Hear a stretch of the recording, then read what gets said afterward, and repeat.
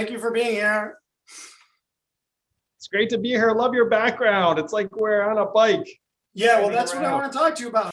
You've been tweeting and giving interviews on this very thing, which are new, fairly new protected bike lanes, but you know, what's going on there? They're full of cars and trucks.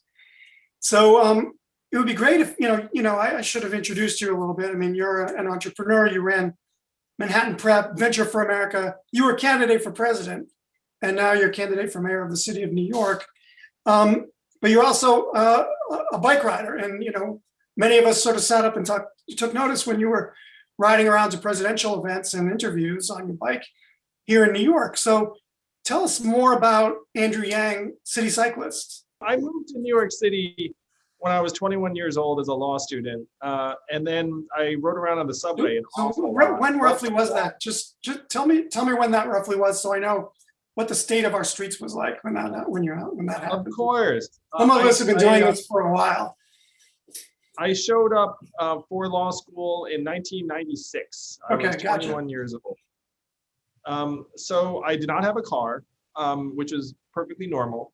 And one of my visions for New York City is that we have to make it clear that you don't need a car to live here, just like I did it. So I moved here when I was 21. Subway, a lot of walking. I enjoy walking. And then I got my bike relatively late. And I got my bike around when my first son was born. And my son is now 8. So he was born in he was actually born in Hurricane Sandy, like the night of. He was born Halloween. Oh, wow. 2012, so there are blackouts and the rest of it. So then shortly after he was born, I bought a bike, and then I got that kind of standard issue orange kid seat that everyone has, like the toe peak. It's like, like I feel like that's like mandatory, like if you're gonna get a kid seat. So I got that when my son was approximately, I want to say 2 years old, and started riding around with him, in large part because I wanted to have something we could do together in the city, and this struck me as like the best way to go. And it was a game changer for me, like getting that bike around 2014. And then when my son was old enough to go to school, first, pre-K and then kindergarten, the rest of it, I biked him between our apartment in Hell's Kitchen to the financial district every morning. Like one of my favorite times, hopefully this doesn't make me sound like a bad person or parent, but one of my favorite things was after I dropped him off at his school, then getting on the bike and riding back up the West Side Highway, up the river, because all of a sudden you're, like 35 pounds lighter or whatever. So like you're trudging down, and the way back, like I feel free as a bird. And then I would go back and get my day started.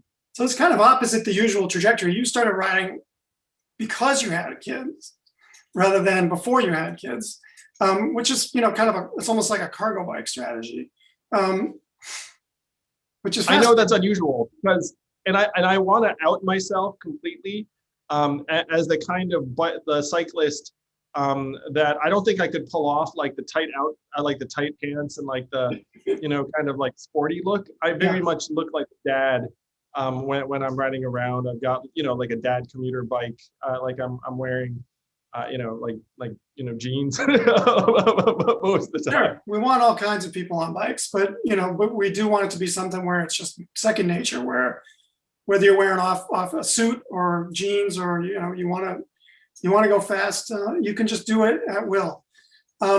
So, you've been interviewed in Newsweek and some other places talking about this issue of blocked bike lanes. I mean, it's pretty ubiquitous now. And I think it's gotten worse in the last, since maybe 2015 with Uber and just the amount of truck traffic really, just booming in the city. But it's always been an issue. How do you look at that? This, John, because I have that sinking feeling every time I approach the situation in real life. like you're like, on the bike, and then you're like, oh no, it's like freaking car blocking it. And then you have to make that split-second decision, like, am I going to slow down and like orient, figure out what's going on, or am I just going to swerve? There are times when you swerve and there's like a moment of like, oh, like I hope this doesn't present a problem in some way. And so I feel this very personally because you know that it increases the level of risk and it's ubiquitous. I agree with you. So when I hear the phrase protected bike lane, I do not think green paint on the ground. Like, let's put it that way. I mean, we have pretty good bollards here on this one in Williamsburg, but it's still wide open for trucks to drive into. Yeah, that's a great point. Like those barriers are the ones that I'm thinking of as being much more effective than solely the green paint. But you know what's really going to be effective, John, is if you have camera enforcement. And I've spoken to people about what that would take. We have a very compelling case for camera enforcement where safety issues are concerned. And I believe that there are legitimate safety issues that are resulting from these obstructions. And so if you have camera enforcement, then that will change trucking behavior very quickly because if they get dinged and then they have a ticket issued, they'll be like, oh, no, like, oh no. And that to me is the next step. You can't have these dedicated lanes that are constantly getting obstructed. What about? I mean, and I'm not. I'd like to learn more about camera enforcement and see who's really doing that in terms of bike lanes, because that seems like a lot of cameras, and of course you have to go through Albany to get the okay. So the proposal I'm having, John, is tying it to biker safety. So right now there are certain bus lanes that are being enforced by camera. Sure. And so the argument is like, look, if there's been a cyclist accident in a particular area, then you can make a very strong case that this is a safety issue. It's like a health issue. Right. And so you can't put them everywhere, to your point. But I think you can pick out the real trouble spots. How about better street design? I mean, have you ridden in other parts of the country or the world where you think it may be working better? Well, one thing I love to do is I love to take best practices from other environments, and I think that most people know that New York City has a lot to learn on this front, and so I have been to other environments that struck me as ahead of us, and I want to take best practices from them.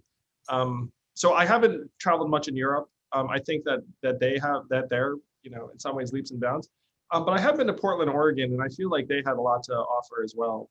They seem to really be emphasizing bikeability in a way that made a difference in the character of how people got around. I was struck by it when I was there. I have not been to the European cities, though, that I know are role models in this direction.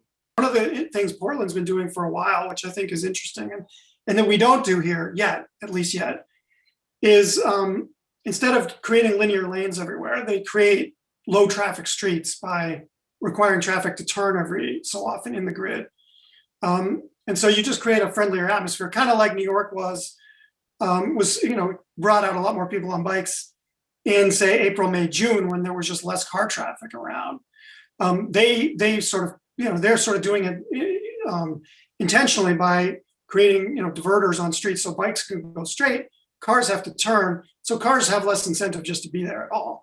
And we have these huge grids, and we also have a lot of streets that have not that much room for a linear bike lane. So you think we could look forward to some, at least, experimentation with that kind of low traffic neighborhood? I would love to look. I would love to look at that, John. If you're trying to move us towards more sustainability, and in my mind, there are so many. But I don't need to tell you all at Bike NYC this, but I'm very passionate about this because, like, some public figures might look at this and say, "Oh, it's like good for like energy consumption. It's good for the environment." Like, I think this is good for your physical health, your mental health. Like my favorite part of my day was getting on my bike and riding either home from my son's school or home from my office. Mm-hmm. It like all of a sudden, like whatever else happened that day, like riding that bike home made me feel young again, like kind of carefree. And then I would ride in and I would be like in a much better mood than when I, left the office like 9 times out of 10.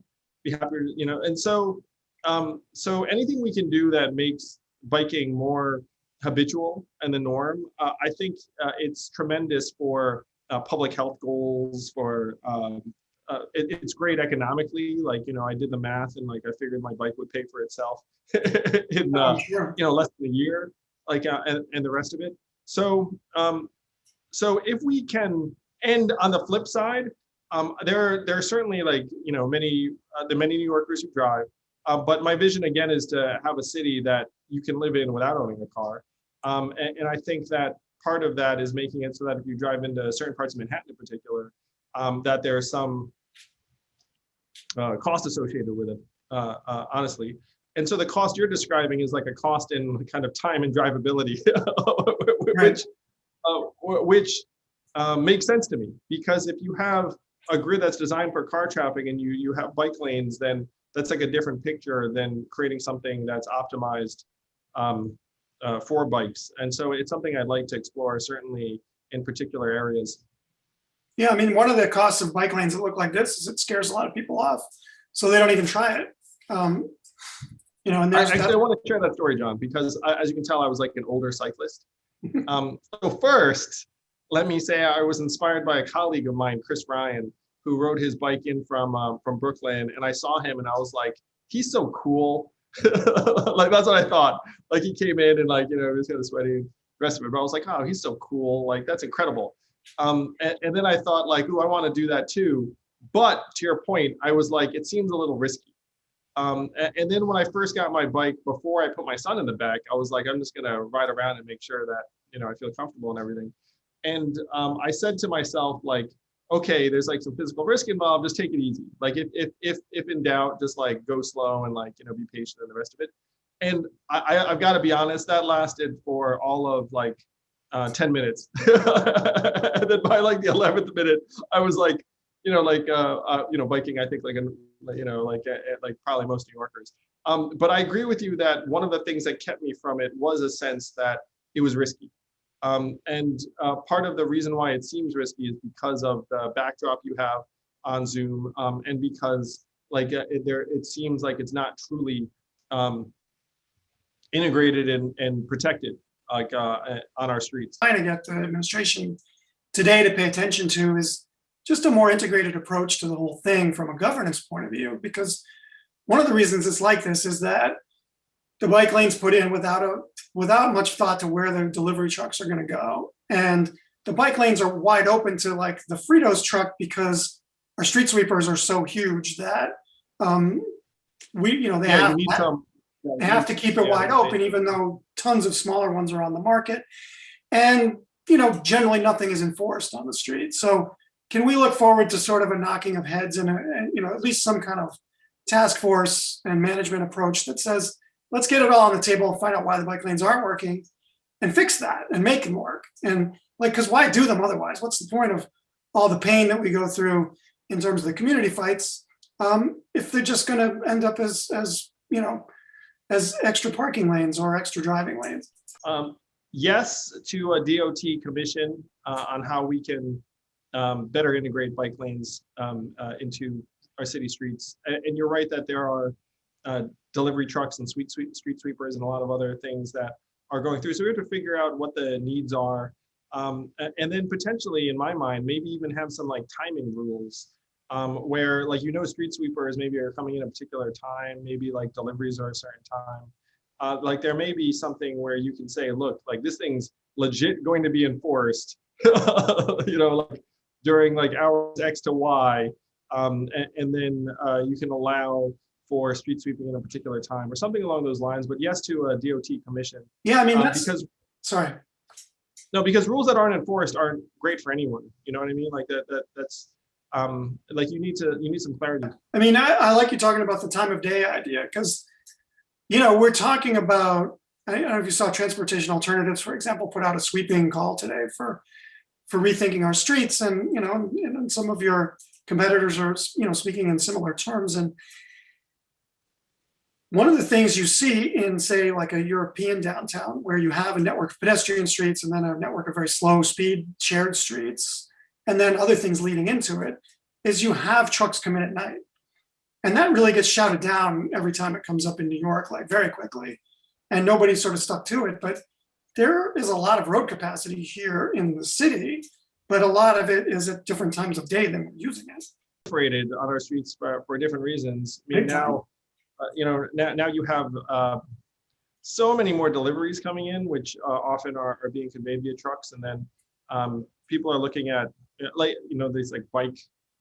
I don't even know what you call them. You know what I mean? There's like a bike with a giant like storage thing in the back. I don't even know. Yeah, it looks like a cargo bike. Yeah. A cargo bike. Yeah, and then you can use them for sort of last mile deliveries. Yeah. So the infrastructure needs of the city are changing. We haven't adapted meaningfully. And so if we can actually schedule some of these things within particular timeframes, it could be very, very helpful. I would love to dig into that. Again, when you talk about some of the international role models, I'm all about trying to take best practices from communities who experience this and are ahead of the curve. You've written in your sort of policy area that you want to better integrate subways, buses, and bike infrastructure. Can you elaborate? Give us a little more of a picture of what you're talking about. One thing I'm just going to throw out as an example is if you have a giant new station like the Moynihan station, like having bike parking there and like things so if someone shows up, like they hop on a bike, that makes perfect sense to me. So part of the issue with so here are some rough numbers. So pre-COVID, because now everything's changed. So pre-COVID, about 5.5 million New Yorkers rode the subway, and about 2.2 million used the buses. And then now subway traffic's way down, bus traffic's also down. But one of the thoughts I had was that we need to try and ease these transit deserts that exist in parts of our city, and try and have these different modes link up better. And so the opportunities, certainly there are big opportunities in busways and more select bus service and rapid transit bus service. And one of my ideas was to try to better highlight some of like the more reliable, high usage bus lanes on the subway map. Because as I described when I first arrived in New York City, rode the subway every day, and then the buses just confused the heck out of me, and I was like the buses, I don't know what's going on. Sure. And so I thought that if you have like a very dedicated bus line that's fairly reliable and is connected to the subway system in some way, like I would try and put it on the subway map so that more New Yorkers are aware of it. Because if you have like 2x the people using the subway, they'll be like, oh, there's a bus from here to there. And similarly, to the extent there's a bus stop, then you want to try and have a bike pathway that actually gets you to that bus stop or the subway stop in various parts of the outer boroughs. So those are some of my ideas in trying to integrate them together, because I get the sense that a lot of New Yorkers are on the subway and are not aware of what's going on with the buses or the bike paths. No, I think that's true. It's always been a much easier system to understand with regard to the rail, the rail infrastructure. One of the real hallmarks of some of the most sustainable transportation systems we see, Holland and Denmark, of course, and parts of other places, is that the rail and the bikes really join up. So you get the speed and the urban efficiency of trains, but you get the door-to-door aspect of the bike, which can really compete with driving, right? But we don't have a program for that. We didn't put any bike parking into the Moynihan station. And we don't do it you could really increase the area that you could serve with a subway station if bikes could get to it and park securely. We have a bike parking. Yes. We have all right. I love that. So we have a bike parking startup in the city that's got the answer to some of this stuff and can do it pretty quickly because they have yeah, you know about those guys? Yeah. Oh, so you get city. I love it. They're after it. Will you get city government out of Uni's way? I want to, at a minimum, pilot Uni in various locations to see if it can help. Because one of the things I've learned, over and over again over the last number of years, there's so much value in the last mile. You know what I mean? Like, and in this case, you're talking about the last mile often to people's homes.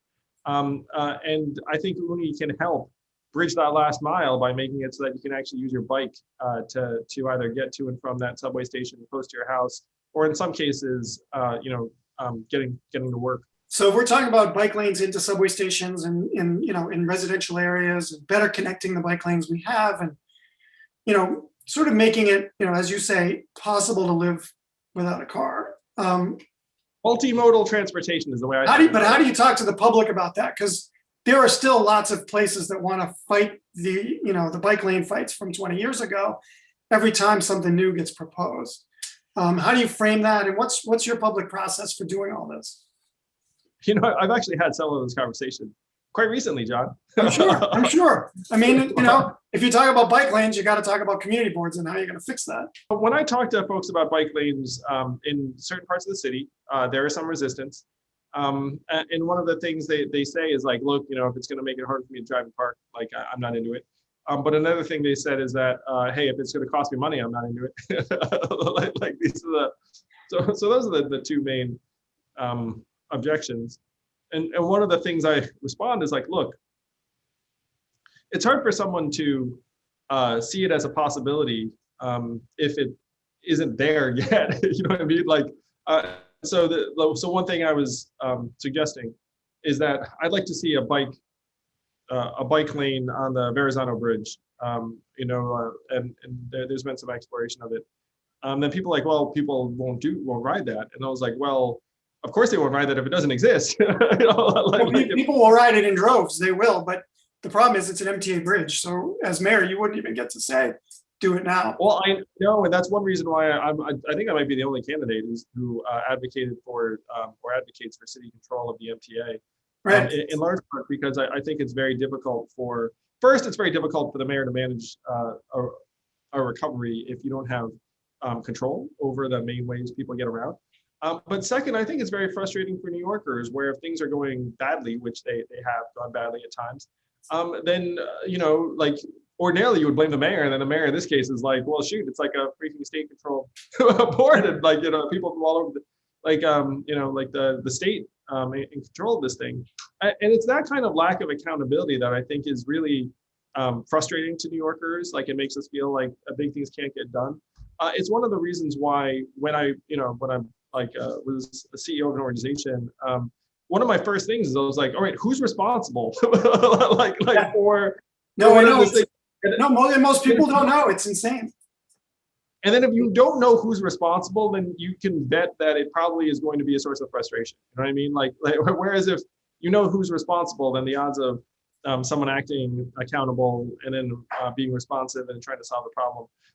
So that there is some, like, I believe in bikes, and I believe in bikes. I actually can, I think, be like in many ways a test case to New Yorkers, maybe because it's like I'm sort of a late bloomer to being a cyclist. And so when people say it's like, I'm never going to ride the bike, you'd be like, it's like, yeah, you might be surprised. like what it is, you might.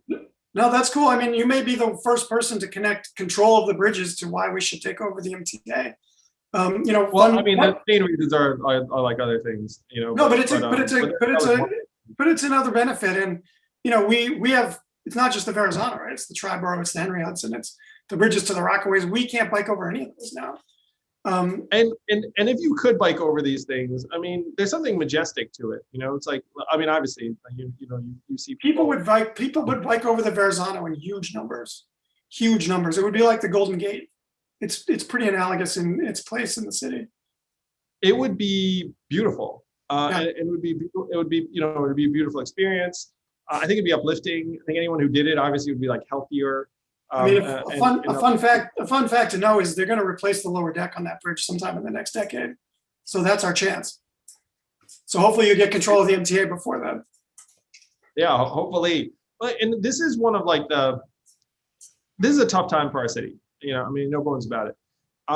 One of the saving graces can be that we reconceptualize some of the way we do things, and that we invest significantly in upgrading our infrastructure, our walkability, our bikeability.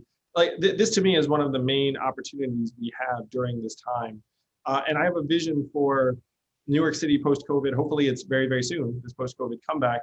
And I'm hell-bent on trying to accelerate that recovery. I mean, that's like my primary mission. But when we're back, I want us to look around and say, like, we did really awesome things to like improve our city during that time. It wasn't that we were all just like hunkering down and like, you know, like hoping things turned around. Well, since you mentioned the recovery, and we have to go in a minute, but do you see a business case for a better bikeable, better walkable, better transit-oriented city? Oh yeah, here's the value prop, which I believe in very fundamentally because I lived it again. So New York City needs to be the hub for talented, creative, energetic folks to come build a career. Like as soon as they're able, as soon as they can get here. I got here when I was 21, and this value proposition is core to our comeback because fundamentally New York City is a place-based economy, and we have to make the case that in order to build a world-class organization, you have to bring people together, not just in New York City, but in an office building and get them together, then build a culture that cannot be built over Zoom. No offense to our Zoom, activities and whatnot. But there's no other way that you can get New York City back on its feet, but to make this case, which I believe in wholeheartedly. Like I got here at the age of 21 and have already had a career that 21-year-old me could never have even dreamed possible, and it was possible because of New York City. This place is like an enabler of human potential, and so we have to convene people and let them know that you can build your dreams here, like you can make it happen here. And then for that person to come to New York City, they have to feel like they can come and not break the bank on a car, and that they can live here and bike around and walk around and like live a healthy lifestyle. To me, this is core in attracting folks to New York City in order, frankly, for all of these organizations to pay a premium to be here. You know what I mean? Like this is part of the talent appeal.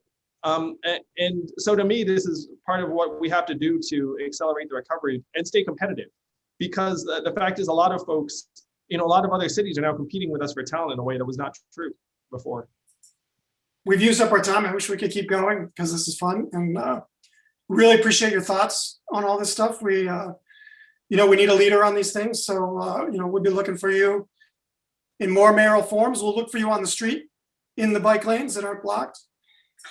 Thank you. You'll recognize me by the orange bike seat that all of us have, and probably blue shirt and the rest of it. Thank you, John. Thank you, Bike NYC. Love it. Bike safely.